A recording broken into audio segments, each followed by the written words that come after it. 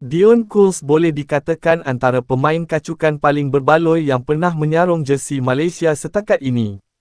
Bagaikan mimpi suatu ketika dahulu untuk melihat pemain berkelas dunia menyertai skuad negara.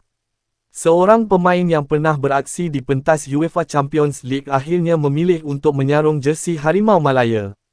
Sepanjang bersama Malaysia, beliau telah membuat 38 penampilan dan menjaringkan 6 gol. Sebagai seorang pertahanan, Kools terkenal dengan aksi yang cukup kental di benteng pertahanan. Bukan sekadar pemain, malah beliau juga tampil sebagai kapten yang berwibawa, memimpin pasukan dengan penuh komitmen.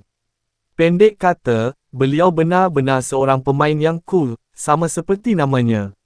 Kredit juga harus diberikan kepada TMJ atas usaha baginda yang berjaya meyakinkan Kools untuk menyertai skuad Harimau Malaya. Persoalannya, adakah kita bakal melihat lagi pemain seperti Kools menyertai skuad negara pada masa hadapan? Siapa tahu, mungkin suatu hari nanti anak beliau pula akan menyambung legasi ayahnya untuk terus mengharumkan nama Malaysia.